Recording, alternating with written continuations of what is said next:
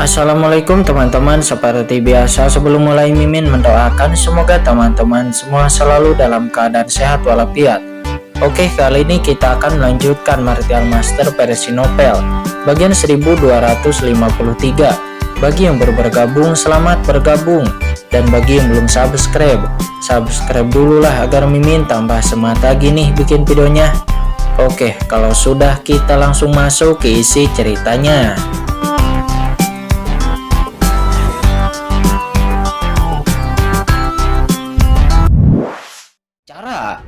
Karena Jiruyu adalah istrinya dan tidak ada yang bisa menghitung Jiruyu di depannya. Boom, mendengar kata-kata Kinchen bahwa Jiruyu adalah istrinya, banyak kekuatan yang hadir pun terkejut. Ada apa? Kompetisi seni bela diri belum dimulai, tetapi murid sekte Dewa Petir dan Tianjuo sebenarnya bertengkar karena wanita lain. Dan yang membuat mereka semakin bertanya-tanya, siapakah Jiruyu ini?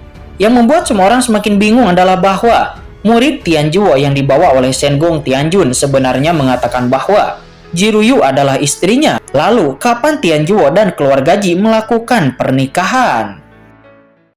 Jiruyu adalah istrimu, hahaha. Lelur Ji Tianyao, apakah itu serius?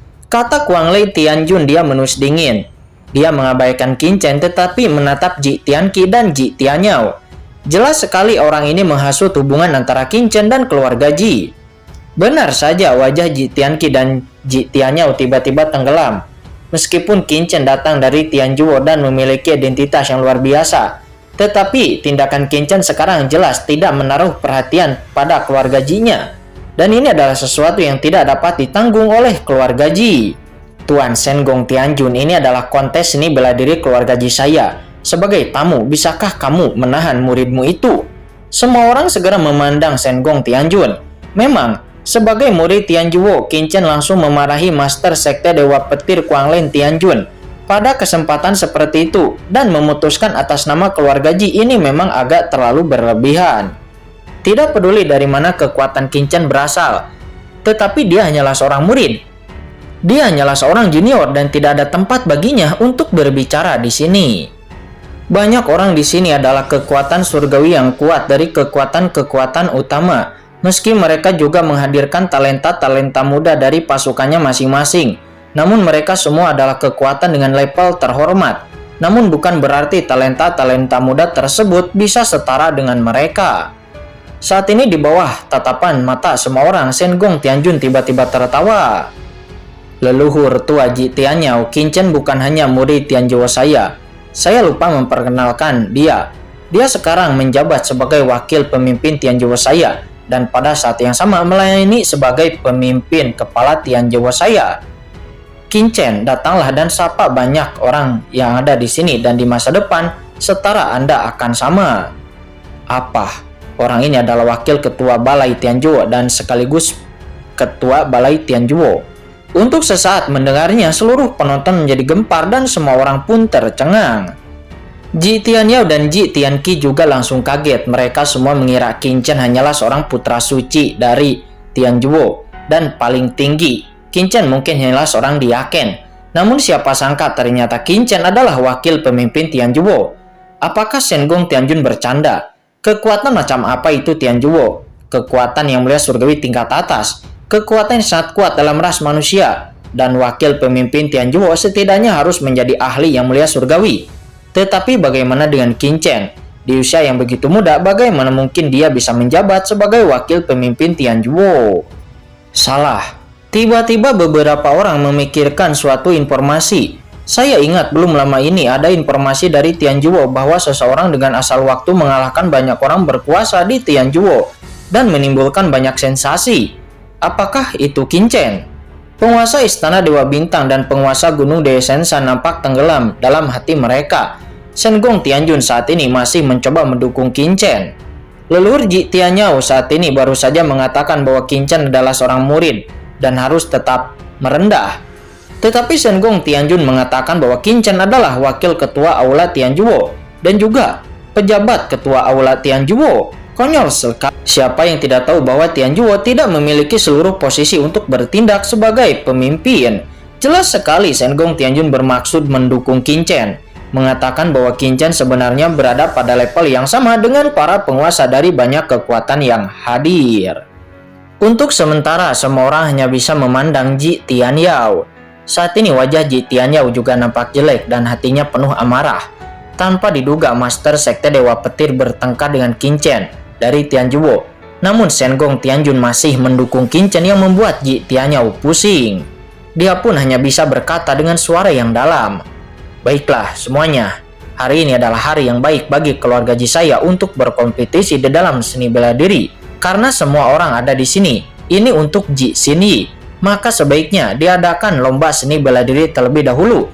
Dan setelah selesai, kita akan membicarakan sisanya," kata Ji Tianyao.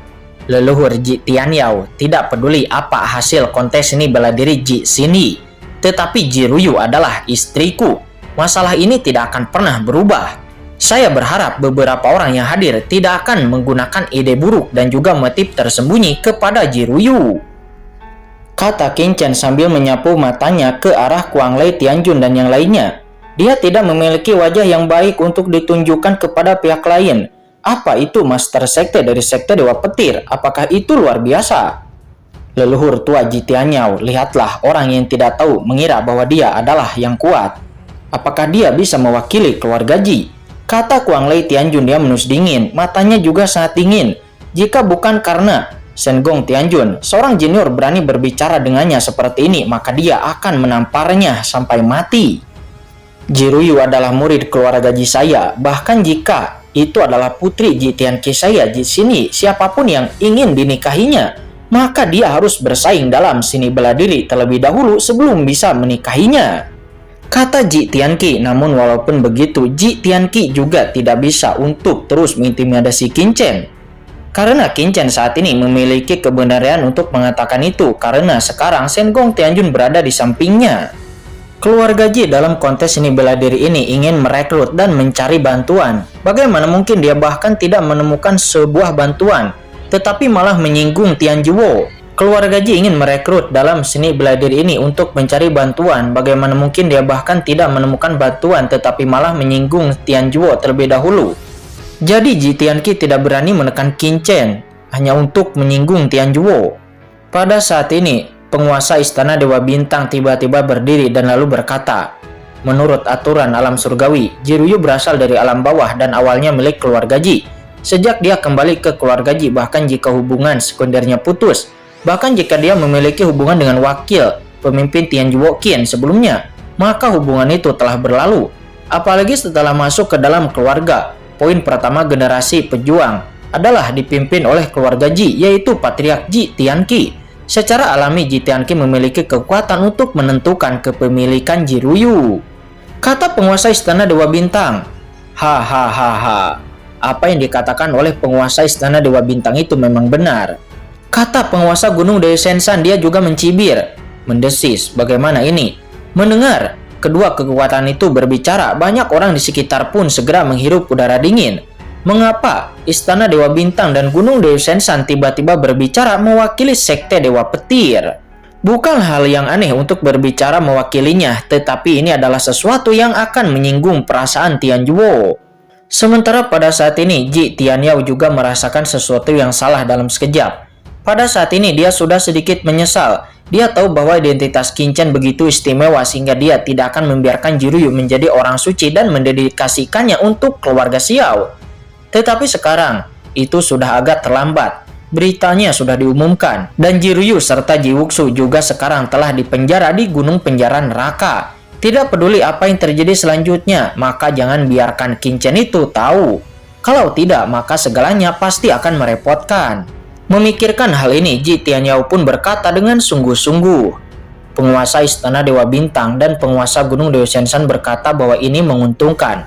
Apapun yang terjadi, kepemilikan Ji Ruyu harus diputuskan oleh keluarga Ji saya. Mengenai bagaimana keluarga Ji saya memutuskan, saya harap teman kecil Qin Chen jangan berdebat untuk ini, kata Ji Tianyao. Mendengar itu hati Qin Chen pun tenggelam. Qin Chen tahu bahwa jika dia ingin membawa pergi Ji Ruyu dengan kekuatannya saat ini, Qin Chen harus berpikir panjang. Meskipun itu adalah kebenaran yang tidak masuk akal, dia tahu bahwa pihak lain sedang menggunakannya. Tetapi kebenaran itu tetap kebenaran dan Qin Chen harus menghadapinya. Jika Qin Chen cukup kuat sekarang, maka dia akan berkata bahwa dia akan mengambil Jiruyu dan apa yang bisa kamu lakukan. Namun sayangnya kekuatan Qin Chen saat ini tidak cukup untuk mengatakan ini, karena bagaimanapun meskipun Qin Chen kuat, bahkan ahli surgawi pun tidak akan bisa membunuhnya, dan Qin Chen secara alami tidak takut kepada Kuang Lei Tianjun. Namun itu juga masih merepotkan jika Qin Chen harus melawan penguasa Istana Dewa Bintang, penguasa Gunung Dewi Sensan, dan juga Ji Tianyao. Pada akhirnya Ji Tianyao pun memutuskan bahwa selain Ji Xinyi, Jiruyu juga dimasukkan ke dalam kompetisi seni bela diri untuk mencari menantu untuk Jiruyu. Segera setelah keputusan Ji Tianyao diumumkan, Qin Chen pun segera berjalan langsung ke tengah aula dan lalu berkata dengan dingin kepada semua orang, "Jiruyu adalah istriku. Jika Anda tertarik kepada Jiruyu, maka Anda bisa datang dan saya siap menghadapi Anda." Mendengar kata-kata Qin Chen, ekspresi Ji Tianyao dan Ji Tianqi tiba-tiba berubah. Sepertinya Qin Chen ini masih agak berlebihan. Sementara di samping nampak Ji Xinyi juga bahkan dia lebih marah. Dan suasana hatinya sangat dingin. Semuanya karena Jiruyu. Yang jelas-jelas kompetisi perekrutan menantu ini disiapkan untuknya. Tetapi sekarang ini menjadi berantakan. Hahaha, bagus sekali, saya setuju, kata Kuang Lei Tianjun. Dia tiba-tiba tertawa. "Leiha, naiklah ke arena dan beritahu anak itu bahwa murid sekte Dewa Petirku bukanlah sesuatu yang bisa disinggung begitu saja." "Yah, baik." Tiba-tiba seorang jenius yang bernama Leiha dari sekte Dewa Petir. Dia seorang ahli yang mulia dengan memiliki aura pembunuh dan juga dengan cibiran di sudut mulutnya. Dengan melesat, dia pun datang langsung ke ruang terbuka di tengah aula. Ketika Ji Tianqi dan Ji Tianyao melihat ini, wajah mereka pun benar-benar tenggelam. Kali ini, semuanya telah kacau balau. Ji Tianyao saat ini dia hanya bisa menghela napas dalam. Perekrutan menantu untuk Jiruyu telah dia umumkan. Tetapi dia diam-diam mengerang di dalam hatinya karena Jiruyu telah dijodohkan olehnya dengan keluarga Xiao. Lalu bagaimana dia memutuskan ini? Akan tetapi jika dia tidak mengatakan itu, maka dia akan langsung menyinggung Tianjuo. Alih-alih efek perekrutan menantu untuk mencari bantuan, dia pasti akan malah menyinggung kekuatan surgawi tertinggi seperti Tianjuo. Ji Tianyao benar-benar pusing. Dia tidak menyangka bahwa Shenggong Tianjun akan sangat mendukung Qin Chen. Hahaha, leluhur Ji Tianyao, karena sekarang Jiruyu telah ditambahkan dalam perekrutan menantu. Jadi tolong leluhur Ji Tianyao untuk mengeluarkan Jiruyu agar kami semua bisa melihatnya. Kata banyak orang. Suasana di sana mereda. Banyak orang berkuasa di tempat kejadian tidak bisa menahan diri untuk tidak bertanya. Mereka benar-benar sangat penasaran saat ini. Siapa wanita yang bisa membuat Qin Chen seperti itu? Dan bahkan membuat Istana Dewa Bintang dan juga Gunung Dewi Sensan berkata tentang Jiruyu. Keindahan macam apa seperti itu? Dan membuat mereka menjadi semakin penasaran. Semuanya, saya benar-benar minta maaf. Jiruyu saat ini sedang menjalankan misi di luar. Jadi dia saat ini tidak bisa keluar untuk menemui Anda semua, kata leluhur Ji Tianyao. Dia hanya bisa tersenyum pahit. Mendengar itu, ada banyak orang di sana langsung menghirup udara dingin. Jika seperti yang dikatakan oleh Ji Tianyao, maka Jiruyu ini pastilah sungguh luar biasa. Dan dibandingkan dengan Ji Xinyi ini, saya khawatir Jiruyu lebih kuat tetapi tidak lebih lemah. Namun pada saat ini nampak Ji Xinyi telah benar-benar dilupakan. Ji Xinyi menatap Qin Chen dengan marah, matanya terbakar. Untuk seorang seniman bela diri yang jenius seperti Qin Chen, bukan tidak mungkin baginya untuk mengatakan bahwa dia tidak iri kepada Jiruyu. Tetapi pria inilah yang mengacaukan kompetisi seni bela diri perekrutan menantu untuknya. Dan sekarang semua orang hanya memiliki Jiruyu di dalam hatinya. Leluhur, namun pada saat ini Ji Tianqi datang ke sisi leluhur Ji Tianyao dan dia dengan cemas berkata, "Jiruyu, dia telah dipersembahkan untuk bertunangan dengan kepala keluarga Ji. Jadi..." "Diam kamu," kata Ji Tianyao. Dia menatap Ji Tianqi dengan dingin. Karena dia tidak bisa melakukan apapun, dia hanya bisa mengambil keputusan seperti itu. Saat ini mata semua orang tertuju kepada Qin Chen dan Lei yang berada di tengah aula. "Terima kasih leluhur Ji karena telah memberi Jiruyu kesempatan ini," Qin Chen berkata dengan keras. Dan pada saat yang sama, Qin Chen berkata kepada orang-orang dari kekuatan utama yang hadir, Teman-temanku dan semua master dan master sekte, saya telah mengatakan bahwa Jiryu adalah istri saya. Karena keluarga Ji memutuskan untuk merekrut menantu untuk Jiryu juga, maka saya akan mengatakan kepada semua orang bahwa Jiryu adalah istriku. Jadi siapapun yang ingin memperebutkan Jiryu, maka silahkan naik ke arena denganku. Namun jika di antara kalian ada yang ingin memperebutkan kompetisi pernikahan dengan Ji Xinyi, maka Anda bisa keluar dari arena, kata Qin Chen. Pada intinya, Qin Chen menantang semua orang yang menginginkan Jiryu. Sementara saat ini wajah Leia, sang jenius dari sekte Dewa Petir, nampak di samping memiliki ekspresi yang jelek karena dia sudah lama berdiri di sana. Tetapi Qin Chen tidak pernah melihatnya dari awal sampai akhir. Aula telah mengalami stagnasi singkat.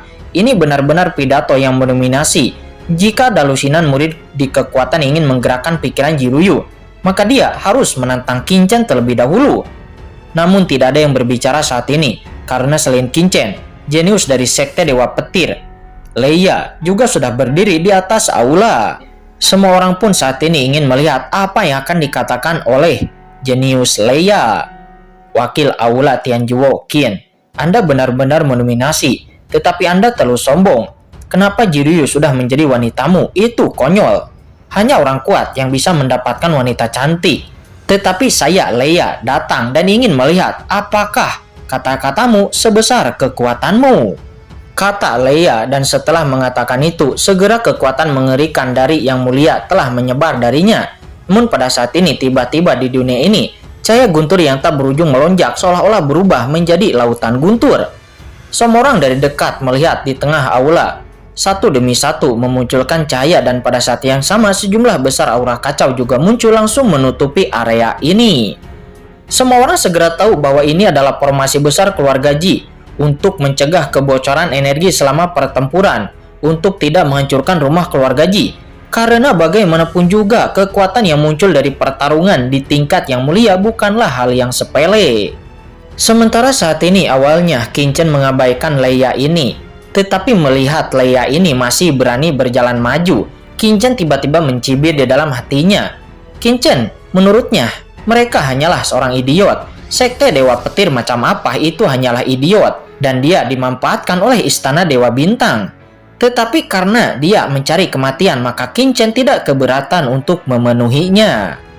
Saat ini Leia menertawakan Qin Chen di saat dia berjalan berkeliling, dan pada saat yang sama dia mengepalkan tinjunya lalu berkata kepada Ji Tianyao dan semua orang, tidak dapat dipungkiri akan terjadi kerusakan pada kompetisi. Saya tidak tahu apakah junior terluka atau saya tidak sengaja membunuh Qin Chen itu. Bagaimana jika itu dilakukan?